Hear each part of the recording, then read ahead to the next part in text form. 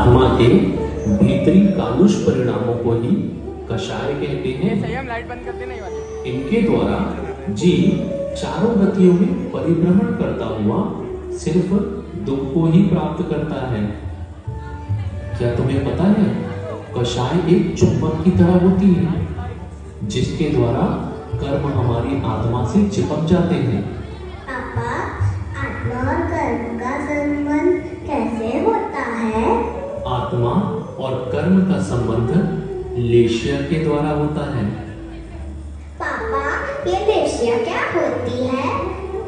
लेशिया जिसके द्वारा जीव पाप और पुण्य से अपने आप को लिप्त करता है। आसान शब्दों में कहूं तो जीव व कर्म का संबंध कराने वाली ही लेशिया कहलाती है। तो सभी लेशिया का स्वाध्याय करें। बहुत उत्तम विचार। चलो तो आज हम लेशिया के बारे में अध्ययन करते हैं। कषाय से अनुरंजित जीव के मन वचन काय की प्रवृत्ति को ही लेशिया कहते हैं। लेशिया दो प्रकार की होती है, भावलेशिया और द्रव्यलेशिया। पापा, ये द्रव्य लेशिया क्या होती है? द्रव्यलेशिया वर्ण नाम कर्म के उदय से जो हमारे शरीर का वर्ण या रंग होता है उसे ही द्रव्यलेशिया कहते हैं। यह 6 प्रकार की होती है।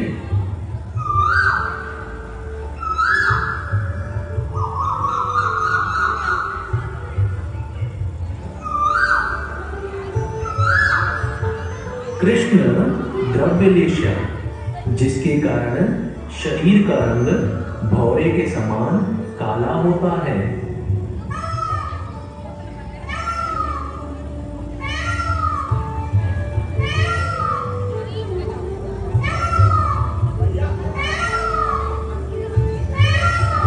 नील द्रव्यलेशिया इसके कारण शरीर का रंग मयूर कंठ के समान नीला होता है।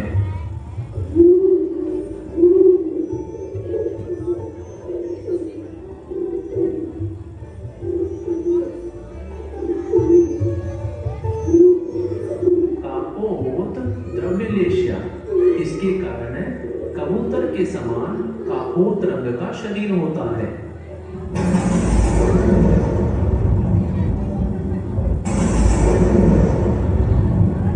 तेजो द्रव्यलेशिया इसके कारण शरीर का वर्ण स्वर्ण के समान तेज होता है।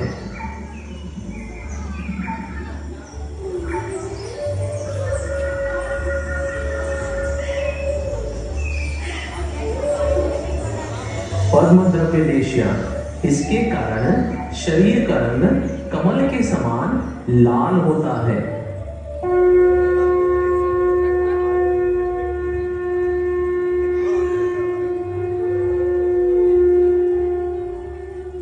अंत में शुक्ल द्रव्यलेशिया इसके कारण शरीर का रंग शंख के समान श्वेत या सफेद होता है।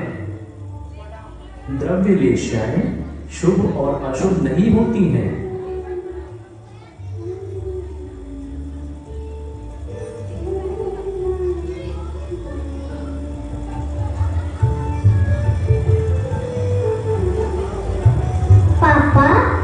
भावलेशिया क्या होती है?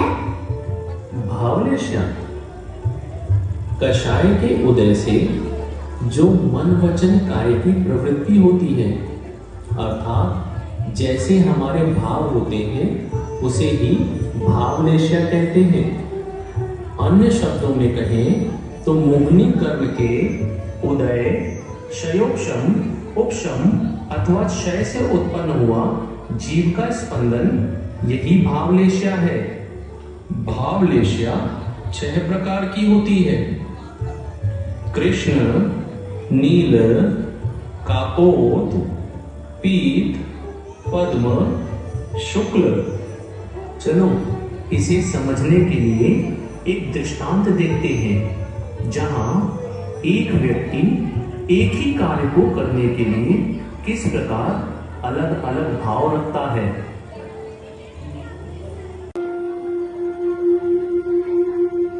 हे प्रभु, 2 दिनों से मैंने कुछ खाया ही नहीं है, बहुत भूख लग रही है, क्या करूं?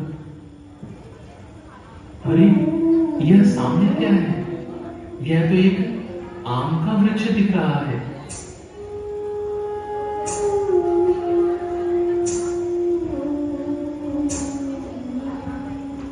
एक काम करता हूं, आज इस वृक्ष की जड़ को ही उखाड़ देता हूं, जिससे यह आम का वृक्ष गिर जाएगा और मैं सारे आम को इकट्ठा करके अपने साथ ले जाऊंगा और अगले 2-3 दिनों तक इसे खाता रहूंगा।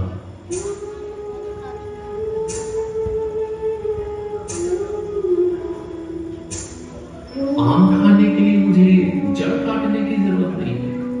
एक काम करता हूं, मैं इसकी बड़ी बड़ी शाखाओं को ही बस काट देता हूं, जिससे मुझे बहुत सारे आम मिल जाएंगे और मैं उन्हें लेके चला जाऊंगा।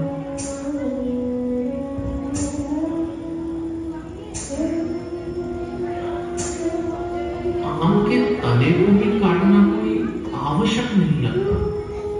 एक काम करता हूं, छोटी छोटी टहनियों को ही काट लेता हूं, जिससे आम मिल जाएंगे और इस वृक्ष को ज्यादा नुकसान भी नहीं होगा।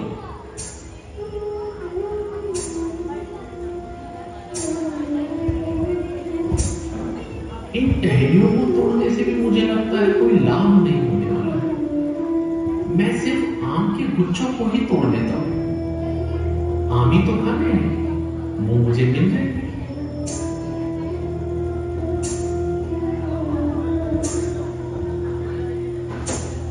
मुझे लगता है इन गुच्छों का भी कोई प्रयोजन नहीं है, केवल पके हुए आम को ही तोड़ लेता हूं। इन गुच्छों में तो कच्चे आम भी हैं, उनसे मुझे क्या?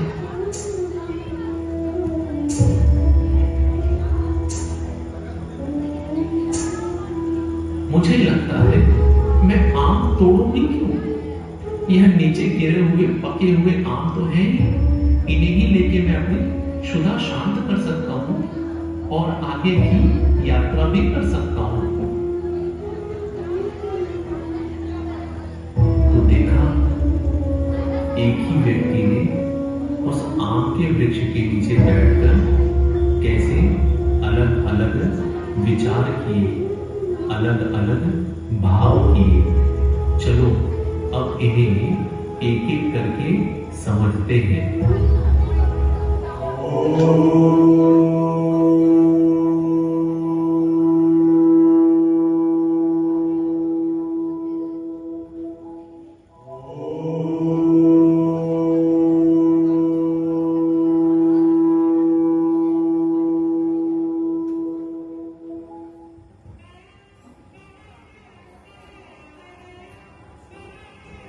मैं तीव्रतम प्रभाव वाली अत्यंत कालुष कृष्णलेशिया हूं। तीव्रतम कषाय के उदय में जो संक्लेश परिणाम होते हैं वह मेरे कारण ही होते हैं। मेरे कुछ लक्षण हैं, बहुत अधिक क्रोध करना, पैर को ना छोड़ना, सदैव लड़ने का स्वभाव होना, दुष्ट होना, दया अहिंसा धर्म से रहित होना, मायाचारी करना, अत्यंत आलसी या प्रमादी होना, बहुत अधिक लोभ करना, यह सब मेरे ही लक्षण हैं।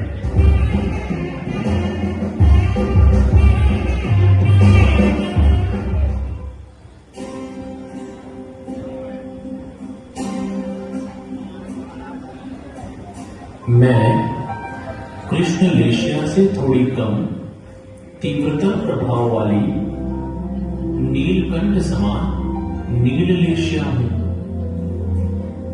तीव्रतर कषाय की उत्पत्ति में जो संक्लेश परिणाम होते हैं वह मेरे कारण ही होते हैं।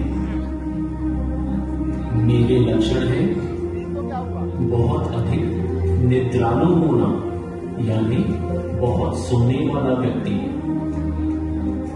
मतिहीन व्यक्ति, मान कषाय से भरा हुआ व्यक्ति, धन धान्य को संग्रह करने वाला, अति लोभी,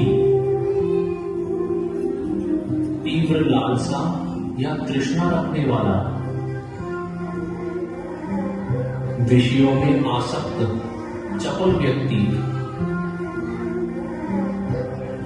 दूसरों को ठगने वाला, यह सब मेरे ही लक्षण हैं।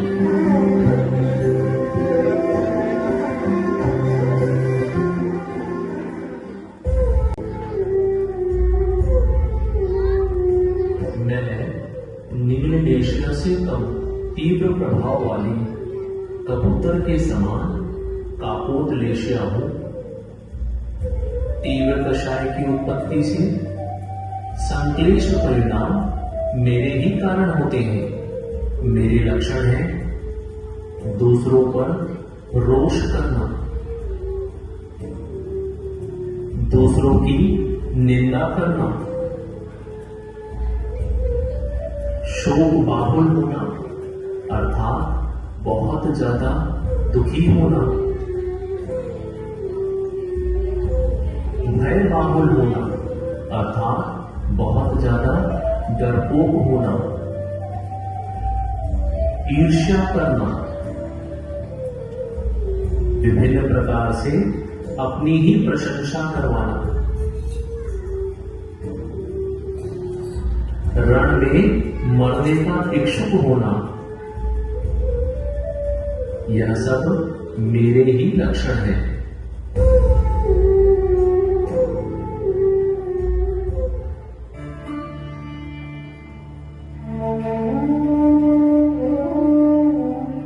मैं कापोदलेशिया से कम मंद स्वभाव वाली, स्वर्ण के समान रंग वाली पीतलेशिया हूं।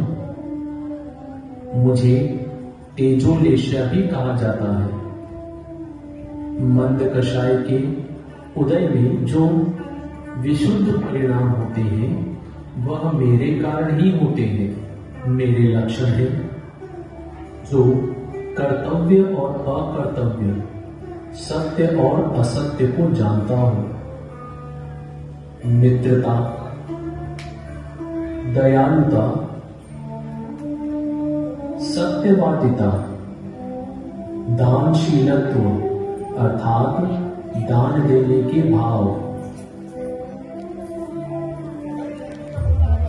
मृदु स्वभावी अर्थात सबके साथ मीठा और प्रेम से बोलने वाला व्यक्ति,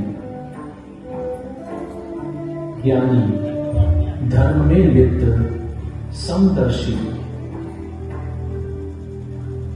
यह सब मेरे ही लक्षण हैं।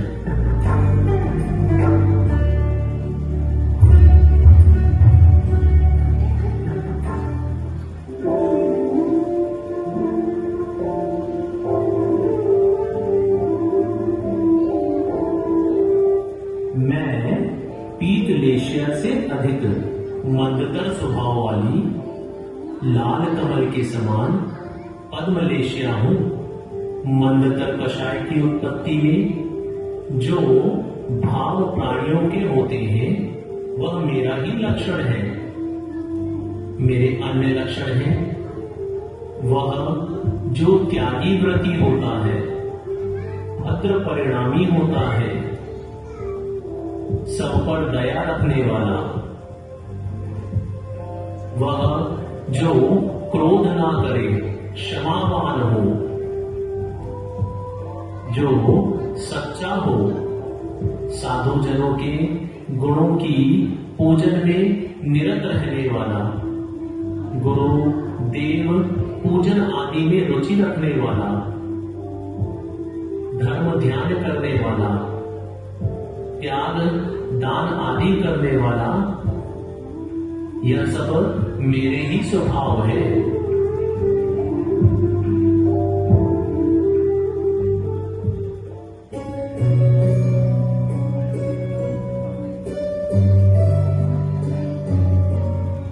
मैं मंदतम स्वभाव वाली चंद्र या शंख के समान श्वेत रंग की विशुद्ध परिणाम वाली शुक्ल लेशिया हूं। मंदतम कषाय के उदय में जो विशुद्ध परिणाम होते हैं वह मेरा ही लक्षण है। मेरे अन्य लक्षण है वह व्यक्ति जो पक्षपात ना करे, जो निदान पूर्वक तप ना करे, अर्थात किसी इच्छा से रहित निस्वार्थ भाव से तप करे, जो सब पर समान व्यवहार रखे, जिसे राग, द्वेष, मोह, माया, स्नेह आदि ना हो, जो वीतरागता रखता हो, शत्रु के दोषों पर दृष्टि नहीं डालता, वह किसी की निंदा नहीं करता, पाप कार्यों में उदासीन रहता है, सिर्फ शुभ कार्यों में ही मन लगाता है। यह सभी मेरे लक्षण होते हैं।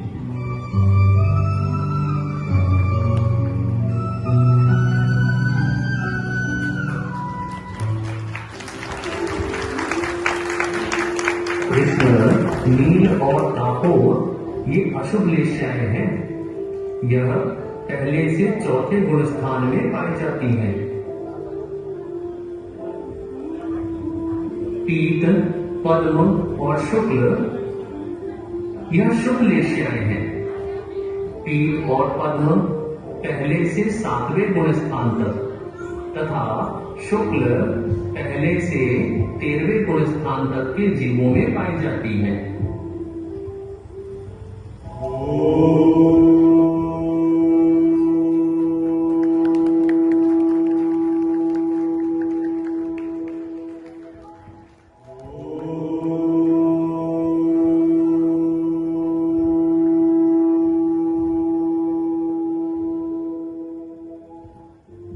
चलिए अब हम चारों गति का भ्रमण करते हैं और देखते हैं किस गति में जीवों की कौन सी लेशियाएं होती हैं।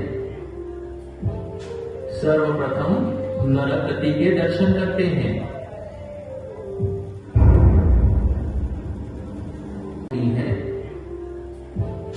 सर्वप्रथम नरक गति के दर्शन करते हैं।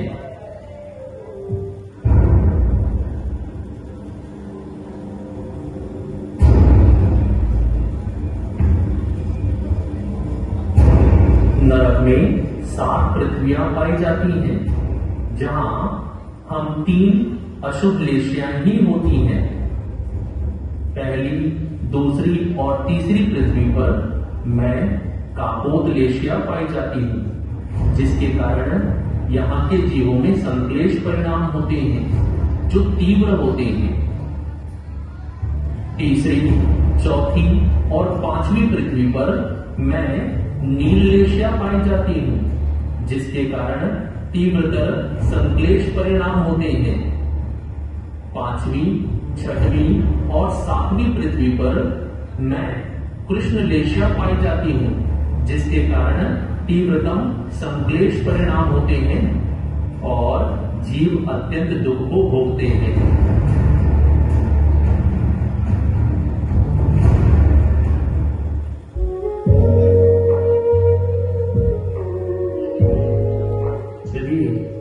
अब देवगति की ओर चलते हैं। देवगति में हम 3 शुभ लेशिया ही मिलती हैं, अर्थात पीत, पद्म और शुक्ल।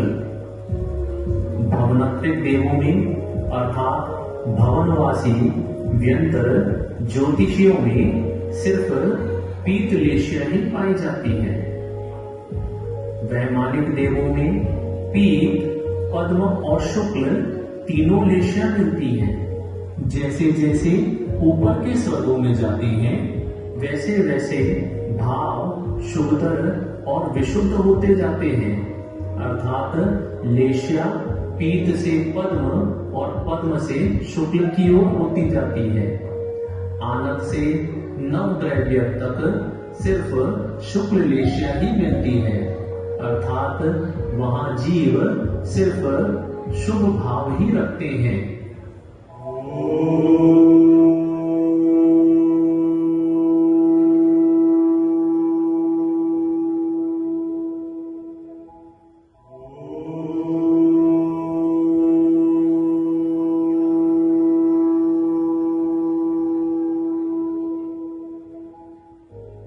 चलिए अब चलते हैं मनुष्य और तिर्यंच गति में। एक केंद्रीय से लेकर असंगी पंचेंद्रियों में सिर्फ 3 अशुभ लेश्याएं ही पाई जाती हैं, अर्थात कृष्ण, नील और कापोत ही पाई जाती हैं।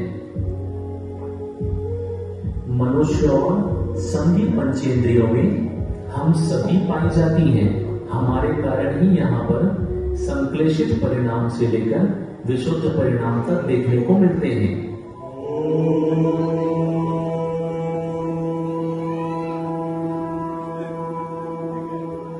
पापा, तो क्या ऐसी कोई अवस्था नहीं होती जहाँ लेश्या ना हो? एक अवस्था ऐसी भी है जहाँ जीव लेश्या से रहित होता है, जहाँ आशव से रहित होता है, जिसके कारण वह मुक्त होता है। लेश्या के कारण हमारी आत्मा निश्चित रूप से शुभ अशुभ कर्म का बंध करती है, अतः लेश्या से रहित होना ही ध्यान है।